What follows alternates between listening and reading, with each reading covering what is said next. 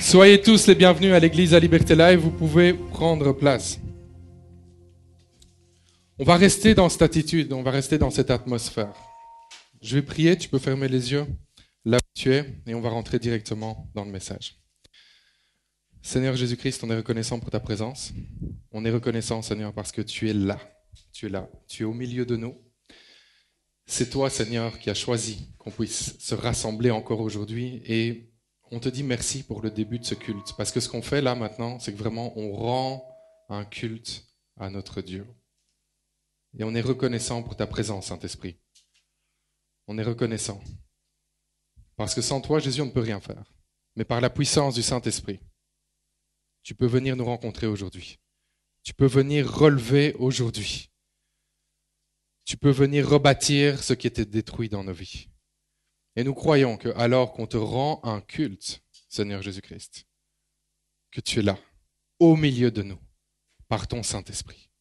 Et nous croyons qu'aujourd'hui, il va se passer quelque chose. Nous croyons que quelque chose se passe déjà. Depuis qu'on a commencé à élever nos voix dans cette attitude de louange, d'adoration. Tu es là, Seigneur. Je prie pour chaque personne qui est ici, que personne passe à côté de ce que tu veux déverser aujourd'hui. Parce qu'aujourd'hui, c'est un jour nouveau. Il y a des choses nouvelles que tu fais, Seigneur. Je prie pour celui qui est découragé, celle qui est découragée et qui est dans ce lieu. Je sais que tu ne seras plus découragé dans quelques minutes. Je le sais. Parce que le Saint-Esprit va faire une œuvre aujourd'hui. Seigneur Jésus-Christ, on te bénit, on te remercie et on te donne toute la gloire. Et c'est dans le nom de Jésus-Christ qu'on a prié. Et tout le monde dit Amen. Amen.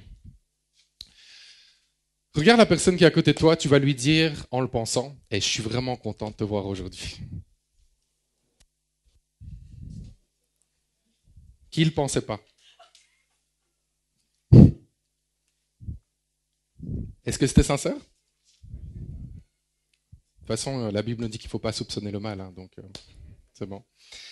Aujourd'hui, on va parler des relations dans l'Église. Qui a hâte à ce message?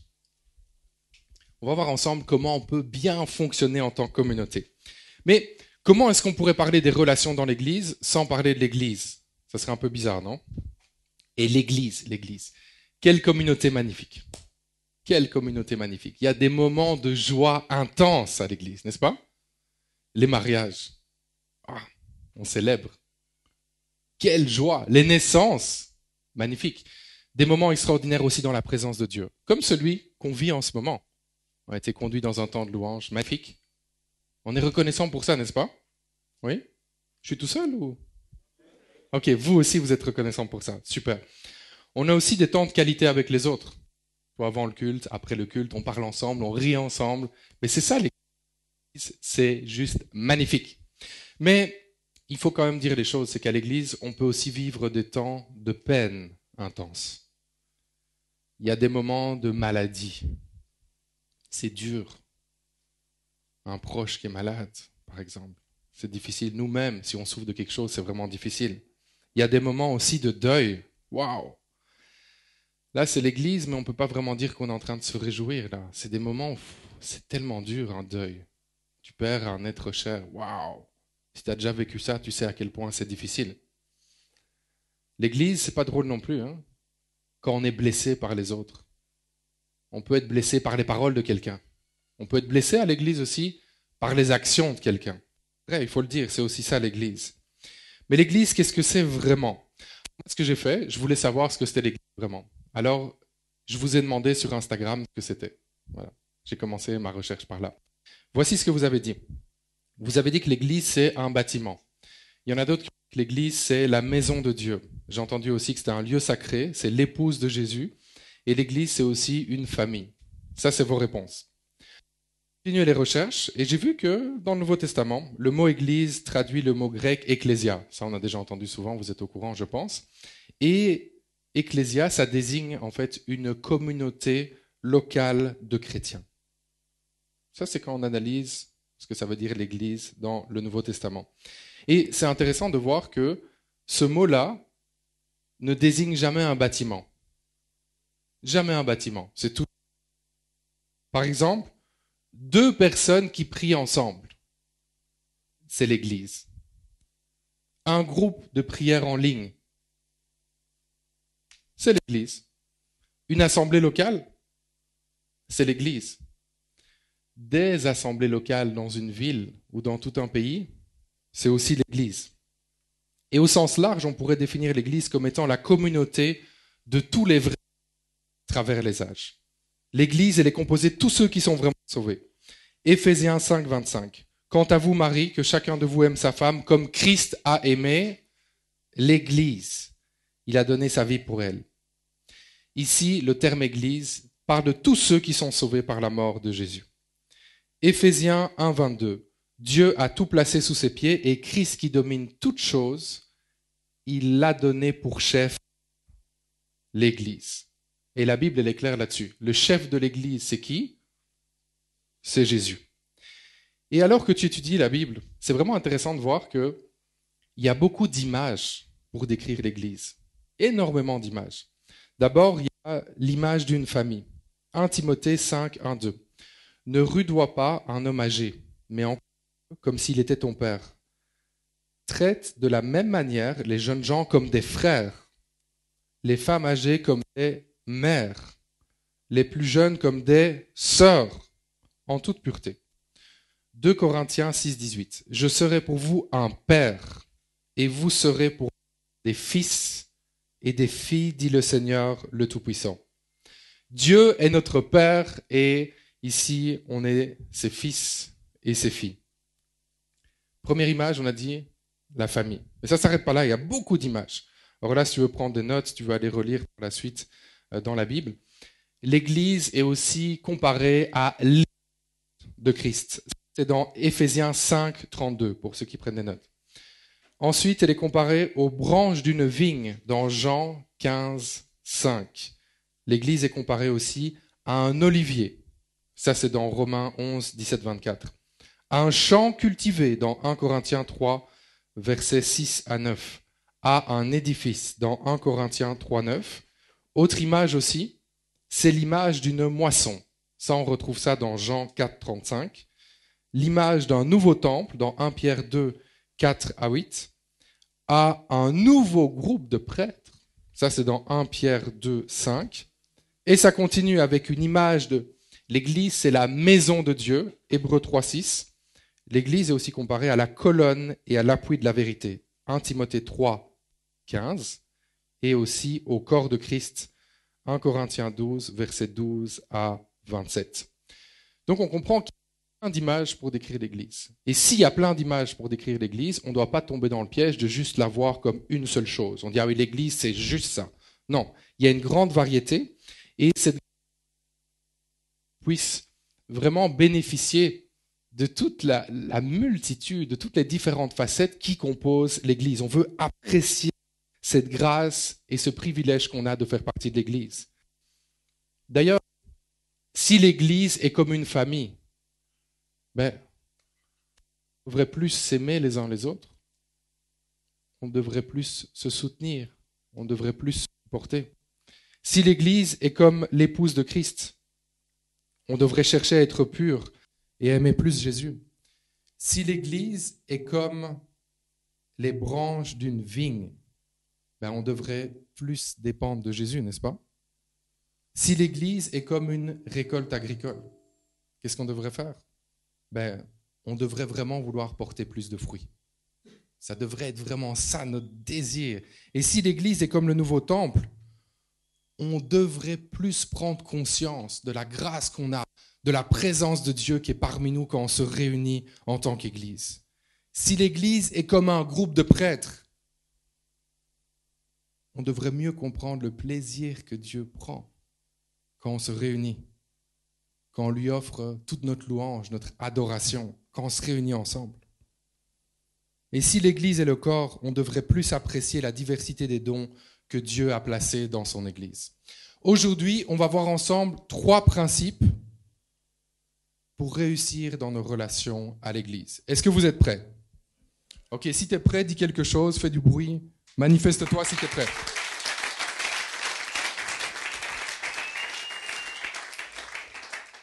Premier principe, on va aussi à l'église pour les autres. Personne n'a réagi. Mais c'est bien dans un sens, ça veut dire qu'il faut enseigner là-dessus. C'est bien. On va aussi à l'église pour les autres. Quelqu'un bouge? Quelqu'un réagit? Toujours pas. C'est bon, ça veut dire qu'il faut vraiment enseigner là-dessus. Donc c'est vrai qu'il y a une relation verticale. Il y a la relation verticale entre Dieu et nous. Le problème, c'est qu'on a trop tendance à voir uniquement cette relation verticale. On va à l'église et on s'en fout complètement des gens qui sont à côté de nous. À notre gauche, à notre droite, c'est pas notre problème. Chacun sa vie, chacun ses ennuis. Moi, je viens juste à l'église pour Dieu. Non, ça c'est faux. Il y a une relation verticale, c'est vrai, mais l'église, il y a aussi une relation qui est horizontale. Une relation horizontale entre les enfants de Dieu. On croit souvent que tout est à propos de nous. Le plan de Dieu pour ma vie. Ah, ma vie, ma destinée, mon succès, mon avancement, ma promotion.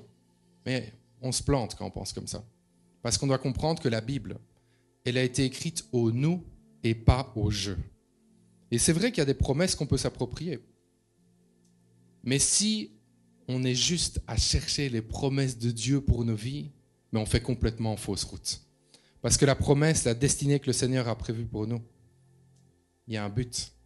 C'est qu'on puisse changer la vie d'autres personnes. Et je crois que le Seigneur veut nous rappeler aujourd'hui que le plan qu'il a pour son Église, c'est un plan qui se conjugue au nous. Ce n'est pas un plan qui se conjugue au je. Parce qu'en fait, réfléchis, si l'Église, elle se conjuguait juste au je, eh bien, ça serait un éternel recommencement. Et c'est d'ailleurs quelque chose qu'on voit beaucoup dans la société. Une personne est jeune, elle se forme, elle grandit, elle a des opportunités professionnelles, elle se développe, elle atteint un certain succès. Ensuite, qu'est-ce qui se passe quand elle est plus âgée? Elle garde tout pour elle. Elle ne transmet absolument rien à la jeunesse. Elle empêche la jeunesse d'avancer. Il n'y a aucun conseil, il n'y a aucun encouragement et il n'y a aucun investissement financier qui est fait dans la jeunesse. Mais Dieu ne voit pas les choses comme ça. Et nous, en tant que chrétiens, on ne doit pas les voir comme ça non plus. Il faut comprendre que le plan de Dieu, ce n'est pas un plan sur une génération. C'est un plan sur des milliers de générations. Et on a tous notre part à jouer pour impacter ce monde, encourager les autres et passer le flambeau à la prochaine génération. Oui, c'est bon, je vais continuer comme ça. Ça va. Je continue, c'est bon, t'inquiète. Si tu es ici, sache que Dieu veut t'utiliser pour quelqu'un d'autre. Tu es ici pour que Dieu t'utilise pour quelqu'un d'autre. Ne crois pas que tu n'as rien à offrir. Ça, c'est un gros mensonge que plusieurs doivent refuser aujourd'hui. Ne crois pas que tu n'as rien à offrir. Tu es qualifié pour servir Dieu. Un sourire, une parole d'encouragement. Oui. Tu viens aussi à l'église pour être la réponse à la prière de quelqu'un, pour être le miracle dans la vie de quelqu'un d'autre. Fais du bruit, dis amen, qu'il se passe quelque chose si tu le crois.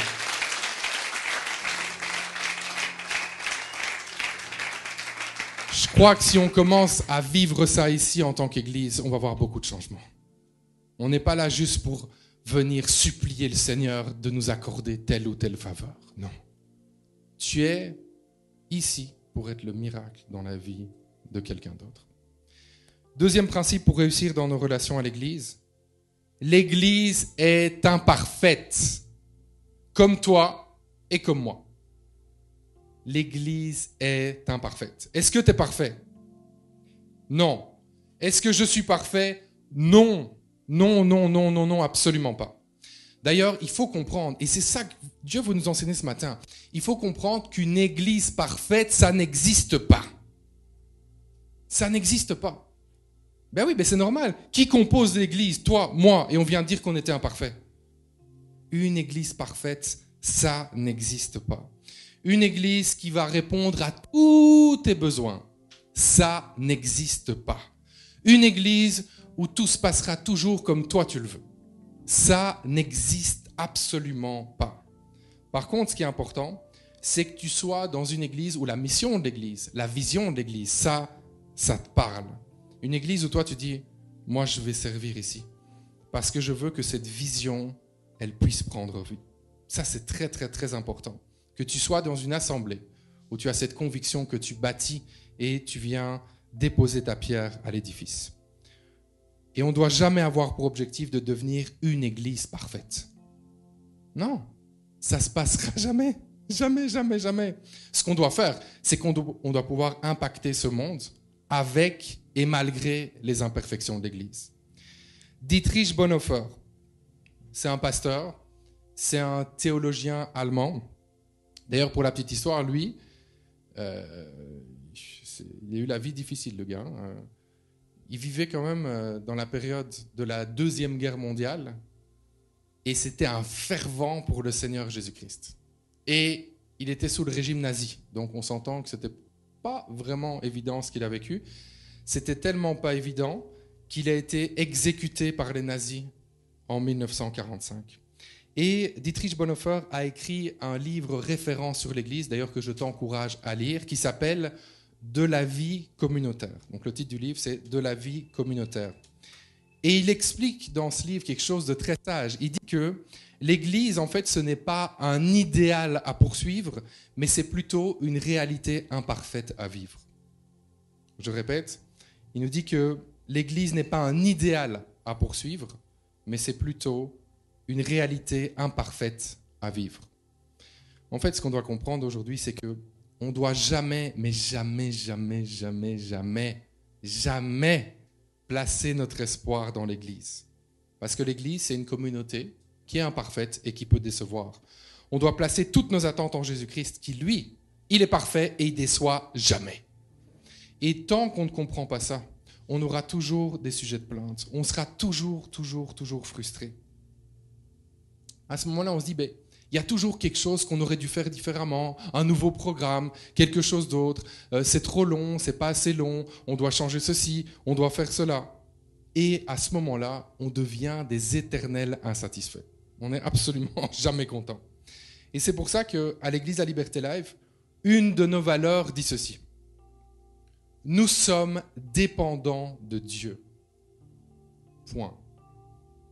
Nous sommes dépendants de Dieu.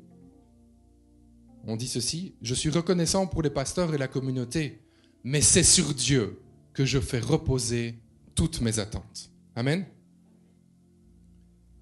C'est uniquement avec ce genre de mentalité-là qu'on va pouvoir être l'Église et avancer, plutôt que d'être dans la plainte de ce que l'Église devrait être. Troisième principe pour réussir dans nos relations à l'Église,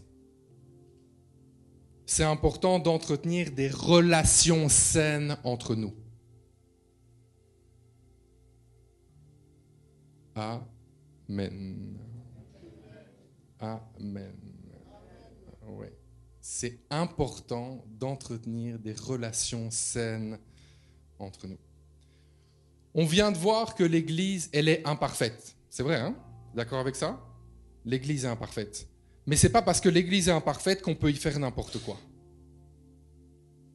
Par exemple, nous ici, dans toutes nos équipes, on a fixé certaines règles pour nous permettre de pouvoir servir ensemble. Et il y a une de ces règles qui dit « carton rouge pour l'intimidation ». Et carton rouge, ce n'est pas carton jaune. Je crois que tout le monde ici est au courant de la distinction entre les deux, n'est-ce pas? Carton rouge, c'est d'or. Carton jaune, bon, je peux encore rester sur le terrain. Que ça soit du harcèlement moral, que ça soit du harcèlement sexuel, que ça soit des crises de colère, que ça soit des menaces, on ne tolère pas ça ici. On ne tolère pas ça ici. Parce que c'est vrai, on l'a vu, l'Église est imparfaite, mais il y a des choses qu'elle ne doit pas tolérer. Que ça soit dans les relations entre les pasteurs et les membres de l'Église, ou entre les membres entre eux. Vous savez, on entend des histoires qui sont juste horribles dans l'Église. Et vous savez de quoi je parle. Alors que je parle d'histoires horribles dans l'Église, je suis certain qu'il y a des choses qui te viennent en tête en ce moment. Par exemple, un pasteur qui abuse sexuellement des femmes de l'Église. Un pasteur qui abuse sexuellement des femmes de l'Église. Non, non, non, non, non, non et encore non. Un pasteur ne peut pas faire ça. Un pasteur ne peut pas faire ça. C'est sûr qu'il y a le principe biblique de la soumission à l'autorité. Et ce principe-là, il est d'application dans l'Église. il est tout à fait d'application. Mais écoute-moi bien. Ne sois jamais soumis à l'autorité quand l'autorité te demande de pécher.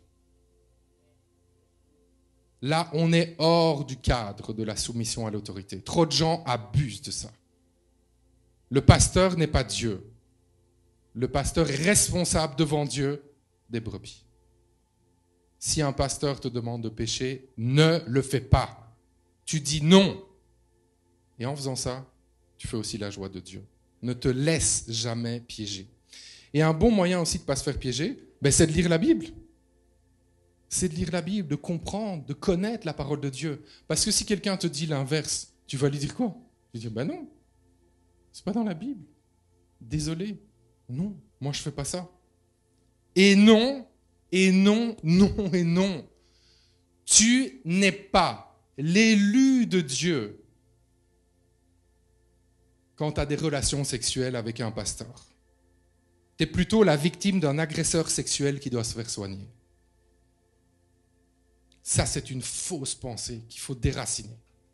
Des femmes pensent que ce sont des élus. Ah, le pasteur veut coucher avec moi. Oh, quel privilège extraordinaire. Oh, sûrement, c'est Dieu qui lui a révélé. Hein. Waouh!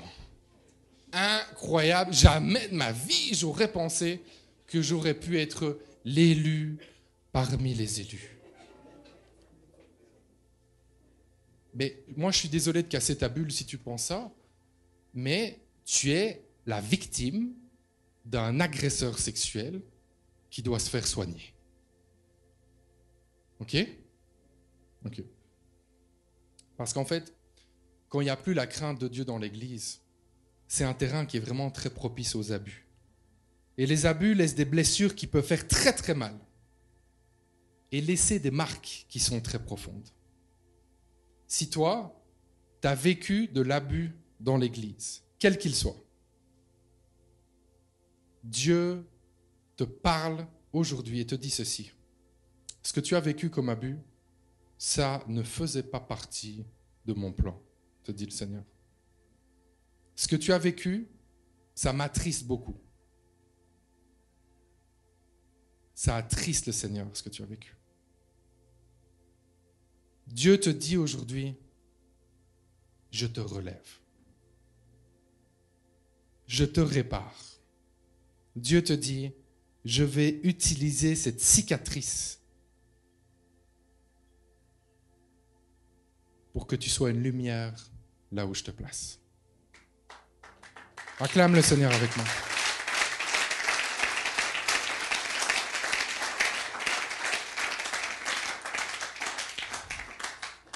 Ça sera une preuve.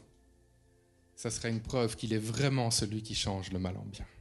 Je déclare vraiment avec foi, je le crois, je le sais, je le vois, que quelqu'un se relève aujourd'hui. Ton histoire, ça va être un puissant témoignage pour semer l'espoir dans la vie de plein de gens. Je le crois de tout mon cœur. Et si tu as vécu de l'abus, viens nous voir. Viens voir Pasteur Nadine, viens me voir après le culte. On va prendre le temps d'en parler et on va aussi prier avec toi. Alors, c'est vrai, on a vu qu'il y avait des pasteurs qui étaient vraiment des abuseurs dans l'Église, mais il n'y a pas que ça. Il n'y a pas que ça. Parce que pour un abuseur, peut-être qu'il y a 10, 50, 100 bons pasteurs. Des gens ont vraiment leur cœur, c'est l'avancement de l'œuvre de Dieu. Ils aiment les gens, ils aiment les autres. Et ça, il ne faut jamais l'oublier. Ce n'est pas parce qu'il y a des accidents de voiture où les gens meurent qu'on ne prend plus notre voiture. Ce n'est pas parce qu'il y a des médecins qui font des erreurs médicales qu'on ne va plus à l'hôpital. Okay? Donc ce n'est pas parce qu'il y a des faux pasteurs ou des pasteurs complètement déviants qu'on ne va plus à l'église. Non. Quelqu'un devait entendre ça aujourd'hui. Dieu attend de nous qu'on entretienne des relations saines. Des relations saines parmi nous. Et j'aime ce verset qu'on a vu tout à l'heure où l'apôtre Paul fixe le cadre des relations saines dans l'église. 1 Timothée 5, versets 1 et 2. Ne rudoie pas un homme âgé. Ça, c'est une relation saine. Tu ne rudoies pas un homme âgé.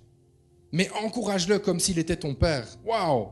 Tu ne rudoies pas, mais tu encourages. Ça, ça fait la joie de Dieu. Traite de la même manière les jeunes gens comme des frères. On les encourage, on ne les rudoie pas. Les femmes âgées comme des mères, avec tout le respect qu'on doit à nos mères. Et les plus jeunes comme des sœurs en toute pureté. Vous avez vu? Et ça ne s'est pas arrêté là, hein? Ça aurait pu, regardez. Les plus jeunes comme des sœurs, point. Non, virgule. En toute pureté.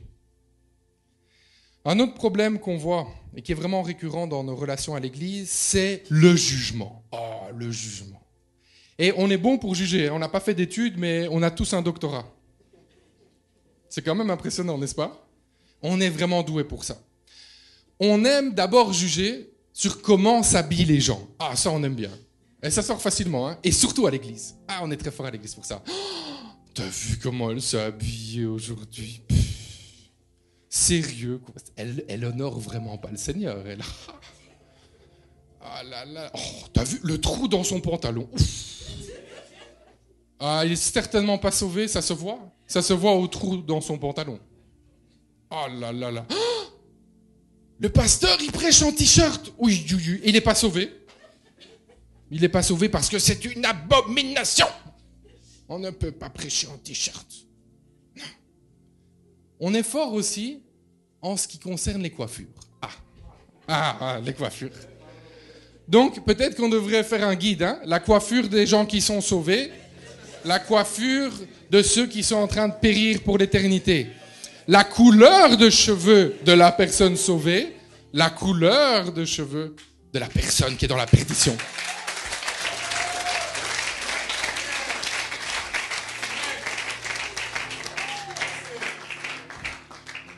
On rigole, mais ça attriste Dieu.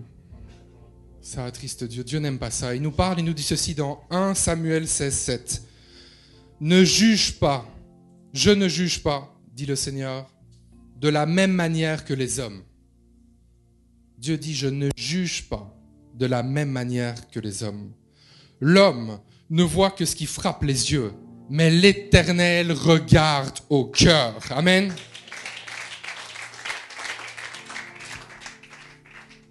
Donc aujourd'hui, on va tous prendre cette décision, parce que c'est une décision.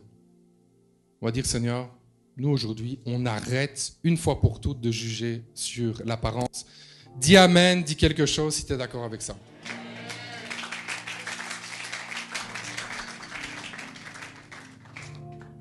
Bon, attention parce que on a déjà ouvert quelques dossiers aujourd'hui, mais c'est pas fini. On va ouvrir un très très gros dossier maintenant. C'est le dossier des relations amoureuses dans l'Église. Aïe, aïe, aïe, aïe, aïe. Bon, qui est prêt? Qui est prêt? C'est bon? Ok. Qui est célibataire ici? Lève la main. Qui est célibataire? N'aie pas peur, lève la main. Il y en a qui lèvent 2 mains. Il y en a qui aimeraient avoir 4 mains, mais il n'y en a que 2. Ok. On en a quelques-uns. Bon, si tu es célibataire ici, écoute-moi bien, écoute-moi vraiment bien. Si tu es marié, écoute-moi bien aussi. On va pas à l'église pour draguer. Ok?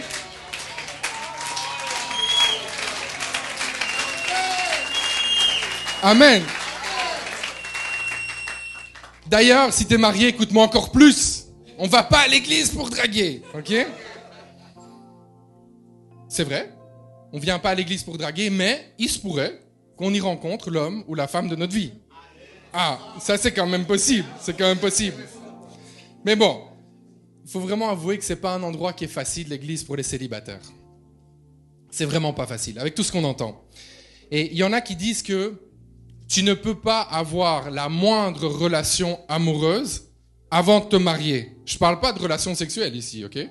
Juste d'aimer quelqu'un, de se projeter dans le mariage avec quelqu'un. Il y a des gens qui disent tu peux pas faire ça, c'est un péché. Alors là, moi j'ai une question. Comment est-ce qu'il faut faire? Est-ce qu'il faut fixer, toi tout seul, hein, tu fixes la date de ton mariage, tu dis le 15 juillet, et le matin, il va falloir rencontrer quelqu'un. Voilà. Et il va falloir se marier avec cette personne-là parce que tu pouvais pas avoir de relation avant. Est-ce que c'est ça que ça veut dire? Je comprends pas trop, mais bon. Fou. Bon, imagine maintenant, toi, tu es ici à l'église, tu es un homme et tu es sérieux. Oui, ça existe encore. Ça existe encore des hommes qui sont sérieux, oui.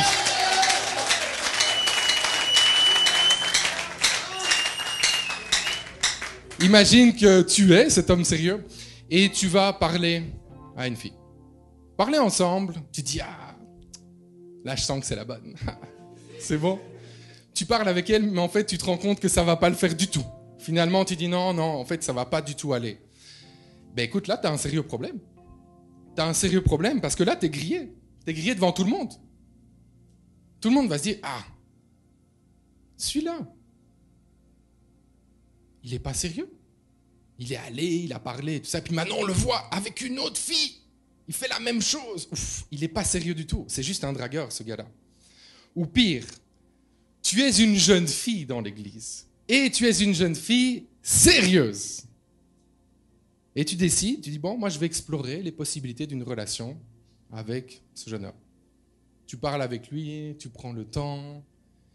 Même conclusion, tu dis, ouf, non. Ça va vraiment pas le faire. On peut vraiment pas aller plus loin. C'est pas du tout possible d'aller plus loin avec lui. Mais c'est un problème aussi pour toi. Parce que comment est-ce que les autres vont te voir? Qu'est-ce qu'ils vont penser de toi? Ils vont dire quoi? T'es pas une fille sérieuse. Toi, de toute façon, voilà quoi, ça se voit, regarde, elle a déjà parlé avec lui, maintenant elle parle avec lui. Ah, cette fille, elle est juste pas sérieuse. Mais en même temps, et c'est ça qui est difficile pour tous les célibataires, c'est que tu sois un homme ou que tu sois une femme, mais si personne ne se lance jamais pour exprimer son intérêt d'aller plus loin avec quelqu'un, eh bien, on a 100% de chance de jamais se marier. Ah, mais comment on fait? C'est un peu un casse-tête, non? Oui? D'ailleurs, franchement, fais-moi ce plaisir. Ne dis jamais à personne « Dieu m'a dit que tu seras ma femme ». Non. Allez, dis pas ça. D'ailleurs, c'est valable aussi pour les femmes. Hein. Va pas dire que Dieu m'a dit que tu seras mon mari. Non, ça marche pas. Même si c'est vrai. Imaginons que c'est vrai. Vas-y juste un peu plus relax. Hein? Un peu plus relax. Parce que c'est quand même radical comme approche, je trouve. Hein? Et ça fait peser un lourd fardeau aussi sur la personne à qui tu le dis. Donc évite ça. Si Dieu l'a dit, ben, fais-lui confiance qu'il va aussi parler à l'autre personne. N'est-ce pas? Moi, je sais que c'est pas facile. Mais aujourd'hui, ce que je vais faire, c'est que je vais te partager une recette qui a fait ses preuves. Oui, je vais te partager ça pour que tu puisses voir comment envisager peut-être une relation qui va te conduire vers le mariage. Est-ce que quelqu'un est prêt à entendre cette recette? Très prêt, c'est bon. Ok, on va y aller par étapes. Première étape, observe. Observe. Qu'est-ce que tu observes? Ben, tu observes le physique. Oh non! Ah ben non, on est à l'église, hein, donc le physique n'est pas important. C'est juste la spiritualité. Arrête de faire le très spirituel. C'est faux. C'est important le physique, tu le sais bien en plus. Arrête. Arrête. Observe le physique. Ça, c'est ma recommandation. Je dis pas que c'est la vérité universelle. Mais moi, je te recommande que tu te maries avec une personne qui te plaît physiquement. Voilà, c'est ça. Observe aussi le service. Est-ce que cette personne sert à l'église? Est-ce que cette personne bâtit l'église? Ou est-ce que cette personne, c'est un consommateur de l'église? Est-ce qu'il vient bâtir ou est-ce qu'il vient consommer? Est-ce qu'il vient mettre sa pierre à l'édifice? Ou est-ce qu'il vient juste chercher tout ce qu'il peut prendre? Il n'y a pas de service. Regarde à quelqu'un qui est impliqué à l'église, qui est dans une équipe et qui le fait vraiment de tout son cœur. Regarde quand même à quelqu'un qui est célibataire, n'est-ce pas? Il faut quand même le rappeler. Parce que on ne voudrait pas entendre des choses bizarres hein, ici. Donc, quelqu'un qui est célibataire uniquement. Okay? Et il faut bien sûr, et c'est le plus important, une personne qui aime Dieu de tout son cœur. Mais là, comment tu vas faire pour le savoir, juste en observant? Ça, c'est pas possible. C'est pour ça qu'on est parti à l'étape 2. Étape 2, entre en contact. Entre en contact.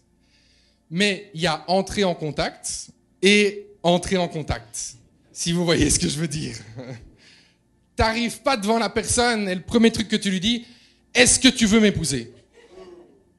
Mais non, on fait pas ça. On fait pas ça. Rejoins son cercle d'amis, par exemple. Regarde, elle sert dans tel département à l'église, mais pourquoi pas? Tu peux aussi toi-même, toi qui veux servir, qui as ce désir de servir Dieu, peut-être tu pourrais servir dans son département. Et passe du temps avec cette personne, mais dans un groupe. C'est pas en un à un, là, c'est dans un groupe. Vous êtes ensemble, tu passes du temps avec cette personne-là. Et là, tu laisses passer du temps, ne te presse pas. Ça, c'est un gros piège, se presser. Vouloir aller vite. Ah, je dois vite me marier, là je pense qu'on se marie. Non, laisse passer du temps dans cette phase où tu entres en contact. Troisième étape, va plus loin. Si c'est concluant, tu dis, ok, la phase d'observation, ça a été, on est rentré en contact dans un groupe, ok, c'était bien, va plus loin. Là, ça veut dire quoi? Ça veut dire que tu vas commencer à avoir des discussions un à un, en public, avec la personne. Là, vous pouvez commencer à parler ensemble. Et là, ce qui est super important, c'est qu'il faut parler de tout. Trop souvent, j'ai entendu des célibataires qui commencent à parler ensemble et ils disent, ouais, mais ça, je peux pas dire, ça, je peux pas demander. Ouais, non, mais ça, non, ça, je pense que ça va pas. Mais oui, mais c'est vraiment à ce moment-là qu'il faut poser toutes les questions. C'est pas une fois que tu es marié. Une fois que tu es marié, ben, tu es marié. Donc, aborde toutes les questions. N'aie pas peur, il faut pouvoir parler de tout. Parle de la destinée. Et tu crois que tu es sur terre, pourquoi? Qu'est-ce que Dieu a placé en toi? Quels sont les dons, les talents? Qu'est-ce que Dieu t'appelle à faire? Comment tu vois les choses? On sait qu'on ne contrôle rien, c'est le Seigneur qui contrôle tout. Mais tu peux voir, ok, la personne, elle se voit où déjà dans 5 ans, par exemple? Pose toutes ces questions-là et tu vois si c'est compatible aussi avec ce que Dieu a déposé en toi. Aussi, ce que tu vas pouvoir demander, c'est qu'est-ce qui compte vraiment dans la vie pour toi? Et j'ai une bonne question aussi. Qu'est-ce que tu ferais si tu reçois 5 millions de dollars demain? Est-ce que c'est une personne qui est tournée vers elle-même ou c'est une personne qui est tournée vers les autres? Laisse passer encore du temps. Et si c'est concluant, passe à l'étape 4. L'étape 4, c'est simple, c'est parle à ton pasteur. Ah, vous n'aimez pas ça, hein? Vous n'aimez pas ça, il n'y a personne qui réagit. Parle à ton pasteur. Demande-lui son avis, demande-lui des conseils. Le pasteur, on l'a dit tout à l'heure, c'est pas Dieu. Tu dois suivre la conviction de Dieu, mais écoute quand même ton pasteur. Parce que lui, il sait des choses parfois que tu ne sais pas. Donc c'est vraiment important que tu puisses avoir cette discussion avec lui. Et parler avec ton pasteur de ta relation, c'est aussi un signe de sérieux. Ça veut dire que c'est quelque chose qui est vraiment important, tu ne le caches pas. Fais attention aussi aux gens qui cachent. Eux, ils vont... Non, mais bon, on ne va pas parler au pasteur, ça ne sert à rien. Pas parler avec qui que ce soit de la famille, ça ne sert à rien non plus. Nous, on s'aime, c'est suffisant. Non. Ça, il y a toujours une arnaque derrière, moi je vous le dis. Il y a toujours un truc qui cloche derrière. Quelqu'un, soi-disant, qui n'a plus aucune famille, qui ne veut pas parler avec un pasteur, qui n'a pas d'amis, qui n'a rien, il y a souvent une arnaque derrière. Retiens vraiment bien ça. Étape 5, les fréquentations. Les fréquentations, voilà, on poursuit. On explore, on est ensemble, on explore, on parle, on échange. Et pendant les fréquentations, je trouve que c'est vraiment important de pouvoir vivre des moments de joie intense. Il y a des bonnes nouvelles, on l'a vu dans la vie, dans l'Église. Mais peut-être aussi des moments de peine, peut-être des deuils, des choses difficiles. Parce que c'est bien beau de voir comment est la personne quand tout va bien, mais tu veux surtout voir comment elle réagit quand tout va mal. Parce que dans la vie, tu le sais comme moi, hein, la vie n'est pas un long fleuve tranquille. Il y a des moments qui sont plus difficiles, il y a des moments où ça frappe très très fort. Et à ce moment-là, tu veux être sûr que tu t'engages avec une personne qui va être solide, comme toi-même tu vas être solide pour cette personne. Étape 6, les fiançailles. Attention, fiançailles ne veut pas dire mariage. On n'oublie pas que le meilleur moment pour se séparer, c'est avant de se marier. Ça, c'est le meilleur moment. Après ça, ça fait trop de dégâts. Donc, si toi, ou si tu connais quelqu'un qui est fiancé et qui commence à voir trop de signes que ça ne va pas marcher, il y a trop de problèmes, arrête cette relation. Arrête cette relation. Te dis pas, ah oui, mais les familles se connaissent déjà, ah mais on a déjà planifié, ou alors on a déjà payé. Est-ce que tu préfères perdre X milliers ou X centaines de dollars, ou est-ce que tu préfères détruire ta vie? La question est ouverte. Je te laisse répondre à ça. Étape 7, mariage. Et on n'oublie pas une chose. Le mariage, ce n'est pas une fin en soi, ok? C'est pas, je suis arrivé, je peux mourir maintenant. Je voulais tellement me marier. Voilà, c'est fait, c'est bon, merci Seigneur, la vie est terminée. Non, le mariage, c'est l'union de deux personnes qui, ensemble, vont avoir plus d'impact pour l'avancement de l'œuvre de Dieu qu'elles n'avaient individuellement. C'est ça le mariage. Dieu rassemble deux personnes pour bâtir son royaume, pour se battre ensemble et pour vouloir vraiment aller loin dans le service de Dieu. Donc aujourd'hui, oui, c'est bien, on a compris ce que c'était l'Église. On a vu ensemble qu'il y a plusieurs principes à mettre en pratique pour réussir dans nos relations à l'Église. Premier principe, on va aussi à l'Église pour les autres. Deuxième principe, l'Église est imparfaite, comme toi et moi. Troisième principe, c'est important d'entretenir des relations saines dans l'Église. Mais pourquoi est-ce qu'on fait tout ça? Il y a quand même un but, non? C'est quoi le but de l'Église? Encore une fois, je vous ai demandé sur Instagram, c'est quoi le but de l'Église? J'ai entendu propager la parole de Dieu, éclairer ce monde, gagner des âmes, être comme Jésus. Ok. Mais c'est important de bien comprendre quel est le but de l'Église, parce que si on ne sait même pas pourquoi on se rassemble, mais pourquoi on le fait? On est juste des insensés, on ne sait même pas pourquoi. Comme si on faisait des choses sans rien savoir, là, on ne sait pas pourquoi. On sait pourquoi on fait les choses, on sait pourquoi on étudie, on sait pourquoi on a un travail. L'Église, c'est la même chose, on doit comprendre quel est le but de l'Église. Et l'Église a un but, servir. L'Église est là pour servir. Servir Dieu, servir les chrétiens et servir le monde. Servir Dieu, premièrement, en lui rendant un culte qui lui est agréable. Colossiens 3,16, que la parole de Christ réside au milieu de vous dans toute sa richesse. Qu'elle vous inspire une pleine sagesse, pour vous instruire et vous avertir les uns les autres, ou pour chanter à Dieu de tout votre cœur des psaumes, des hymnes et des cantiques inspirés par l'Esprit, afin d'exprimer votre connaissance à Dieu. Quand on se réunit pour un culte comme aujourd'hui, on atteint le but de l'Église vis-à-vis de Dieu. Tu es ici aujourd'hui, sache que tu ne perds pas ton temps. Amen. Tu es en train de rendre un culte à Dieu. Oui, on doit comprendre que Dieu nous a choisis. Il nous a choisis pour qu'on puisse être ensemble ici et célébrer sa gloire. Et quand tu es ici, que tu célèbres sa gloire, sache que ça lui plaît. Que ça soit pendant nos temps de louange, comme on a eu là au début, c'était fort, là, il y a quelque chose qui se passait. Eh bien, pourquoi est-ce qu'on dit « c'était fort, l'Esprit était là » Parce que nous étions, en tant qu'Église, en tant que communauté, en train de rendre un culte à Dieu. Que ça soit quand on est en train de servir dans une équipe, que ça soit on est là en train de recevoir un enseignement, quand on apporte nos dîmes, nos offrandes, nous rendons un culte à Dieu. L'Église, elle existe aussi pour servir les chrétiens. Quand je dis servir les chrétiens, c'est pas que voilà, on va essayer de répondre à tous tes besoins, à te mettre dans une vie confortable, ça, c'est pas ça du tout. Servir les chrétiens, c'est en termes de croissance spirituelle et de formation. Voilà ce que l'apôtre Paul nous partage à ce sujet. Colossiens 1, 28-29. C'est lui, Christ, que nous annonçons en avertissant et en enseignant tout être humain, en toute sagesse, afin de faire paraître devant Dieu tout homme parvenu à l'état d'adulte dans son union avec Christ. Voilà pourquoi je travaille et je combats par la force de Christ qui agit puissamment en moi. Donc, Paul explique que son but n'est pas juste d'amener des gens à connaître Jésus, son but est de les amener à la maturité spirituelle. Et nous ici, on a ce désir de te voir grandir spirituellement. On veut pouvoir t'accompagner et t'amener aussi à la maturité spirituelle. 3, l'Église existe aussi pour servir le monde. Mais comment on fait pour servir le monde? C'est simple, par l'évangélisation et par les actes de bienfaisance qu'on va pouvoir poser. On connaît tous Matthieu 28, 19. Allez donc dans le monde entier, faites des disciples parmi tous les peuples, baptisez-les au nom du Père, du Fils et du Saint-Esprit. Donc annoncer l'évangile, c'est la mission principale qu'on a reçue en tant qu'Église pour le monde.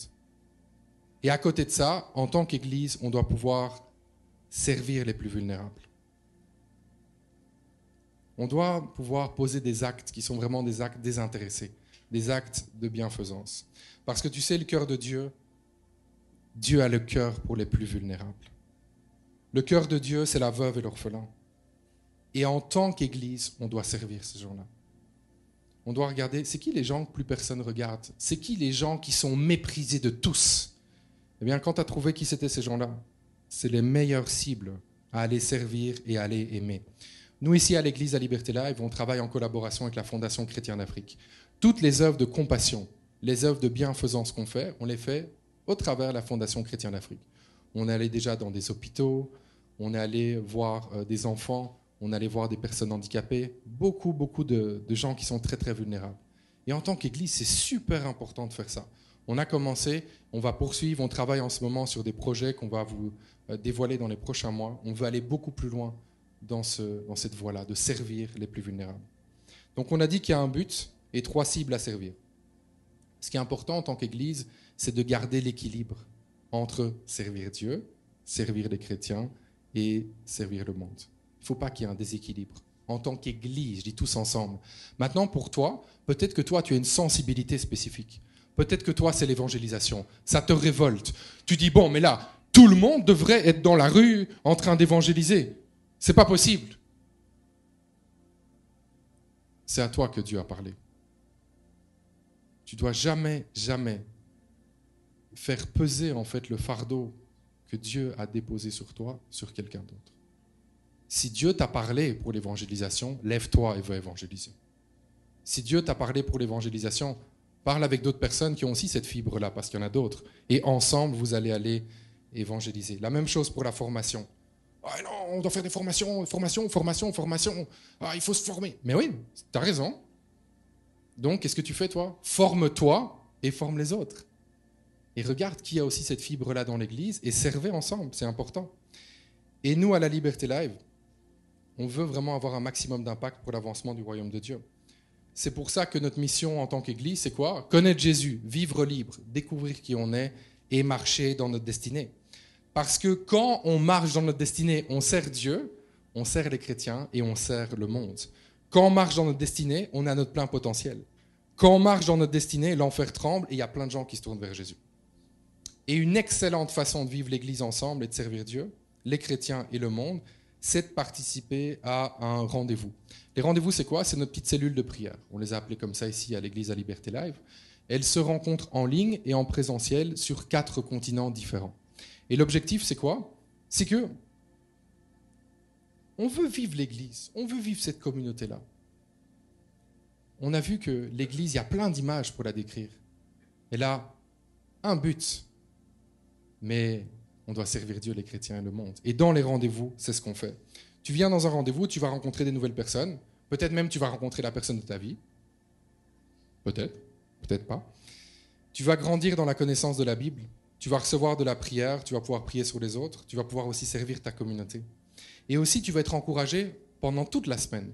Parce que, par exemple, les groupes qui sont en ligne, qui sont dans d'autres pays, chaque animateur, il choisit quand il veut rassembler le groupe. Pour Kinshasa, c'est ici qu'on se voit. On se voit ici à 18h, tous les vendredis. Mais pendant le restant de la semaine, les groupes sont aussi en ligne et se parlent, échangent avec un système de messagerie. Ça veut dire que si un matin, tu vas passer un entretien d'embauche, tu as besoin de prière pour ça, tu le mets dans le groupe et tu vas voir des gens qui vont être là, qui font partie de l'Église et qui vont te soutenir. Donc les rendez-vous, ils vont vraiment t'aider à marcher dans ta destinée. Et d'ailleurs, on lance une nouvelle saison début du mois de juillet, c'est tout proche. Donc si toi tu dis, moi je sens que j'ai besoin de ça, je veux vraiment rejoindre un groupe rendez-vous. Si tu es ici à Kinshasa, tu vas nous voir juste là à la fin, à l'espace info. Il va y avoir des gens qui vont être là, qui seront prêts à prendre ton nom, tes coordonnées pour que tu puisses intégrer un groupe. Et si tu nous suis en ligne, tu peux aller sur notre site web www.laliberté.live et tu cliques sur le bouton jaune rendez-vous juste en haut. Je termine avec ceci. L'Église appartient à Dieu et c'est lui qui la propulse et qui la fait grandir. Matthieu 16, 18. Et moi je te déclare, tu es Pierre, et sur cette pierre je bâtirai mon Église, contre laquelle la mort elle-même ne pourra rien. L'Église, on doit comprendre, c'est comme une mécanique qui est bien huilée. Ça fonctionne depuis longtemps. et l'Église. Et rien ni personne ne pourra l'arrêter. On a compris que l'Église, elle a ce but de servir. Mais on a tendance à oublier ceci. Ça ne se fait pas tout seul.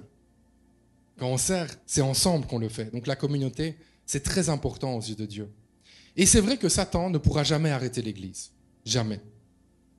Mais s'il parvient à nous ralentir, ça prendra plus de temps pour aller là où Dieu veut nous emmener.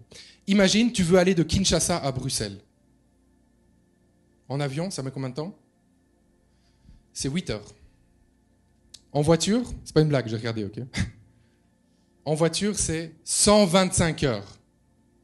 Et à pied, Kinshasa-Bruxelles à pied, c'est 1680 heures. Le plan de Dieu pour son Église, c'est le vol de 8 heures. Le plan de Satan pour l'Église, c'est de l'arrêter. Mais comme il ne peut pas l'arrêter, il essaie de la ralentir.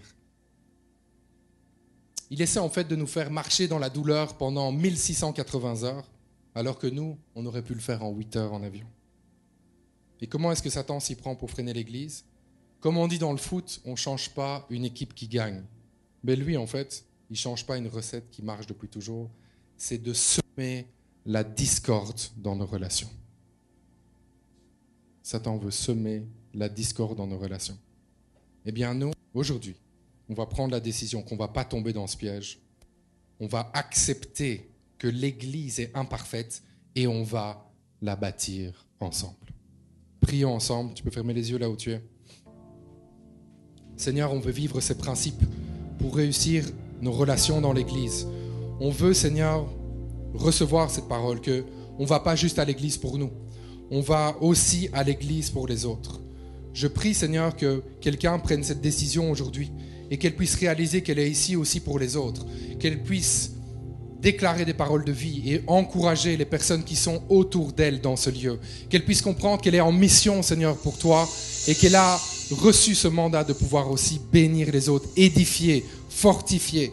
Je prie pour que quelqu'un passe aujourd'hui de la mentalité qui est uniquement une mentalité verticale, Dieu et moi, à cette mentalité horizontale, qu'on est tous ensemble pour vivre la communauté et servir Dieu.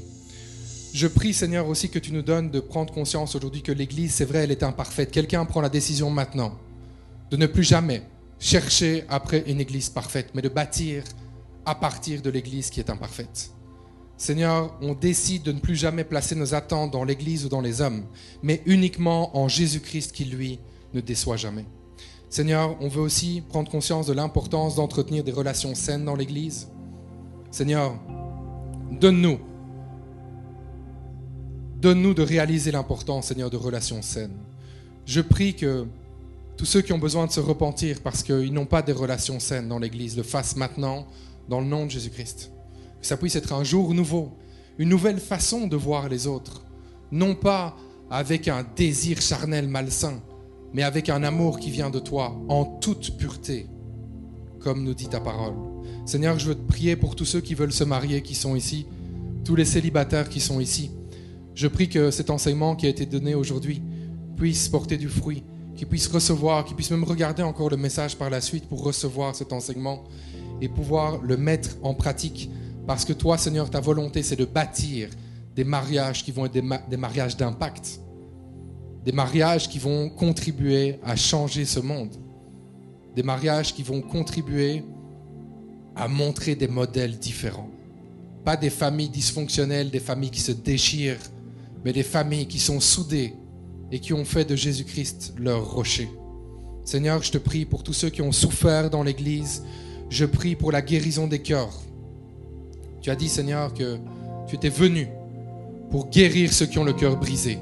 Je prie pour un vent de guérison maintenant. Le Saint-Esprit souffle maintenant et vient guérir plusieurs cœurs qui ont été brisés dans l'Église.